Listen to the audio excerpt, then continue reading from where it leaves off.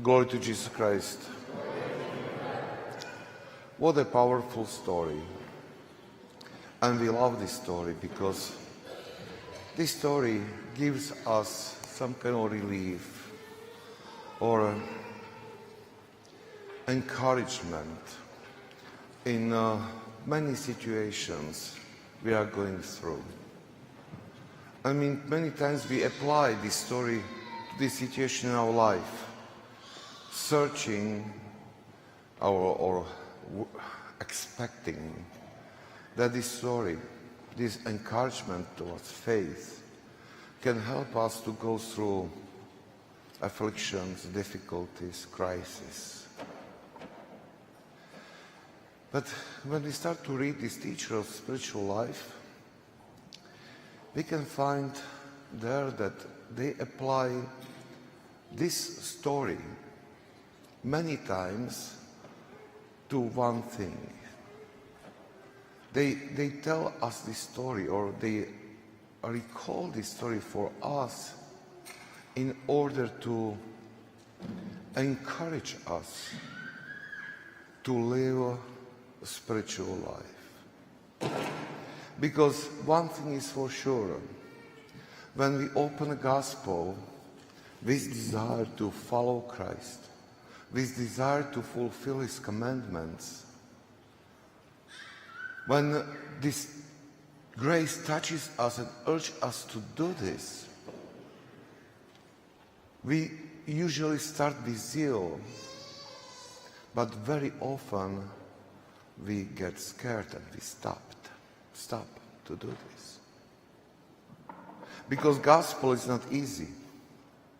Gospel is terrifying because it turns our lives upside down. If we want to live gospel, these Christ commandments He gives us, it is equal to walking on the water.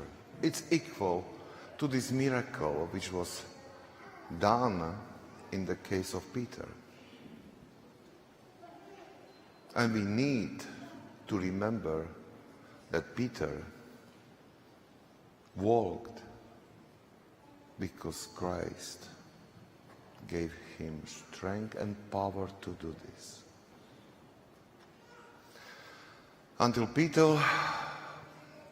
While Peter was depending on Christ and trusting Him, he was walking. When he turned his attention to himself, he was going down. And this is happening to us, when we try to live gospel, when we try to live or follow God's will. We start with zeal, and many times we think that we are able to do this. But sooner or later, we realize it is not in our strength. I remember my friend from elementary school, and I didn't see him during high school and then through studies but when I was I think second year priest, he contacted me and he asked me if I am able to prepare him for a confession, for a baptism. I asked him, why do you want to be baptized? And he said, well, I'm getting married. So, my wife, she would be happy if I'm baptized. I said, well, if it is because your wife, you want to please your wife, there is no need for baptism. If you don't want that, I'm not doing anything. But he said, no, I want to be baptized. I believe in Christ, but I need help. So we had several meetings, and when we went through these first steps, what does it mean to be baptized? What does it mean to be Christian? He told me, this is impossible to live. It is impossible. He got scared and he was not baptized. this desire for baptism left him or died in him because he realized that it's not so easy. And many people, they do the same, even after our baptism, especially if we didn't get good formation or instructions how to really live our faith, and we acquired some kind of habits which are mostly compromise between world and gospel. It means that it doesn't bring anything to our soul, this kind of life. When God's grace touches us and our eyes are open, we start to understand gospel in fullness. We are terrified too, because it is not easy. It has power and it forces us to make a lot of changes in our life, a lot of changes in our character, in a lot of changes in the way how we think, how we react, how we speak.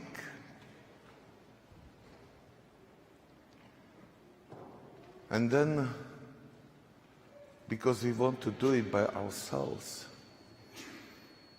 when we are scared, so that zeal which was given to us by God to follow this path disappears and become dead. And we go somewhere down and our heart becomes cold. We try to do this selection of things we chose to keep as a Christians, but we do it with, many times with not happiness, not some kind of like, we are not, what is the right word for that? Excited about that. We just do it because we must. We are excited about many other things in the world instead of excited about God and our salvation. We follow and we try to execute many things in the world, worldly things, in some kind of fully thought that an idea that those might bring us joy and happiness, but they did not. They are not bringing us.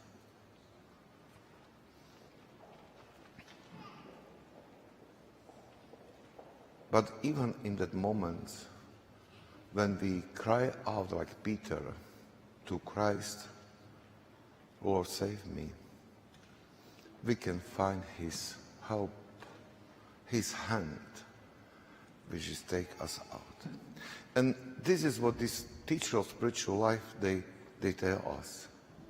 Look, when you make decision to walk according to God's will, you want to follow Christ, you have to start this journey. You have to gather this, to put your feet outside of the boat and start to walk. But remember, you will be carried not because you have power, you will be carried because God will be helping you. If you fail, God will save you. Again and again and again, until you don't give up in your effort.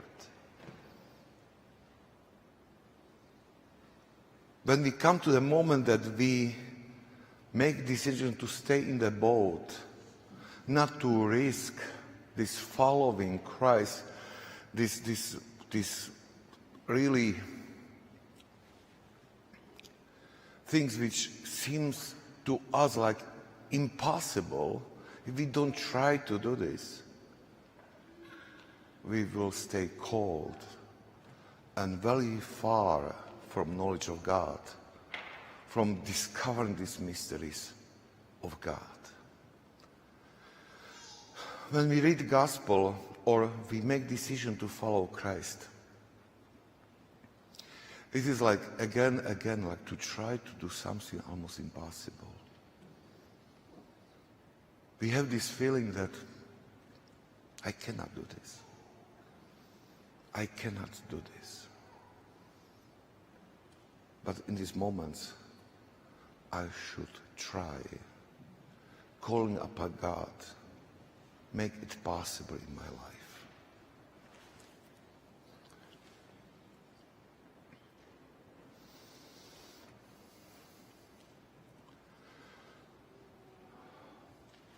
But we have this group, this Art of Spiritual Life. When I saw a fact, I said, well, anyway, I started a few years ago to do it, the same thing for a group of friends from Slovakia, and this group is growing. And now it is like 3 years already. And one of those who attended or attends these meetings from the beginning, a few weeks ago he said one thing, and it's a thing I hear very often. He said, when we started, I thought that it is impossible to live this Christian life as St. Ignatius is talking about or describing in this modern world. He said, it is impossible. But now when I look back, many things I am doing or doing what I would never think that I am able to do. Many of those impossible things became possible in my life. This is what God's grace is doing, how helping us if we want, if we have this courage to make this step outside the world and to try to follow with faith the instruction of our Lord, which were given to us for our salvation. If we trust Him and we try to execute something what is impossible in life, He will make it possible. And I think that this message, this holy teacher of spiritual life, they want us to give through this recalling of this story is something what we should remind ourselves very often.